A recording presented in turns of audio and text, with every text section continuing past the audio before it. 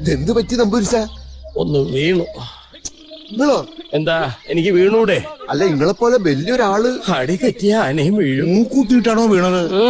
മൂക്കുത്തില്ലായിരുന്നു, രണ്ട് കടുക്കന് മാലയിട്ടാ വീണത്. അതല്ല, എങ്ങനാ വീണതെന്ന്.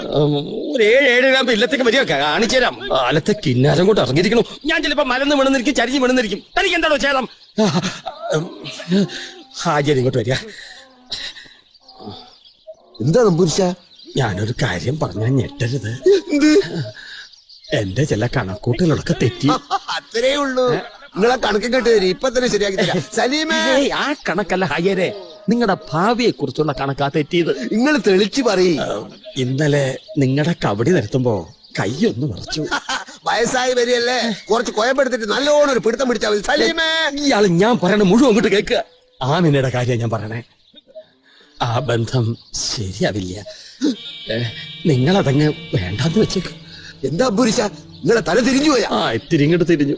ഒടുക്കത്തിടിയില്ലായിരുന്നുവോ? ഇടിയാ? അല്ല, വീണപ്പോ തലയിടിച്ച് തിരിഞ്ഞ കാര്യം പറഞ്ഞ. അതല്ല, നിങ്ങൾ എന്താ ഇപ്പൊ വാക്ക് മാറ്റി പറയണത്? കബഡി നിർത്തി കണ്ടതാ ഞാൻ പറഞ്ഞത്. അവളുടെ മേത്ത് കൂടിയിരിക്കുന്ന ബാധ അത്ര വേഗം ഒഴിഞ്ഞു പോവില്ല. അടിച്ചാ തിരിച്ചടിക്കണ ജാതിയാ. അതൊരു പട് കേവിയല്ലേ, അതിനെ കൊണ്ട് തിരിച്ചടിക്കാൻ പറ്റുമോ? കൂടെ വേറെ ആളുണ്ട്. ആരുള്ള മാമയാ?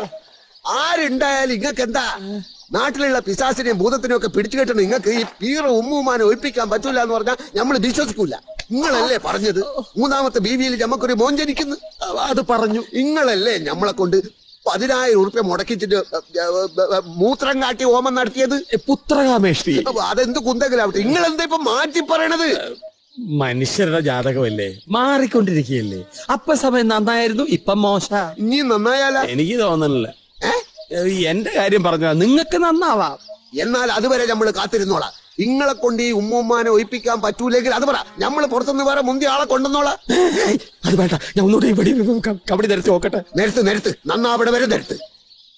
വെറുതെ ഇരുന്ന നമ്മളെ കൽപ്പില് വേണ്ടാത്ത പൂതിയെല്ലാം ഉണ്ടാക്കി വെച്ചിട്ട് ഇപ്പൊ മൊയ്തെല്ലാം പറയണ. ഞമ്മക്ക് ആമിനാന്റെ കുഞ്ഞിന്റെ ബാപ്പയായ പറ്റൂ. ഭഗവതി.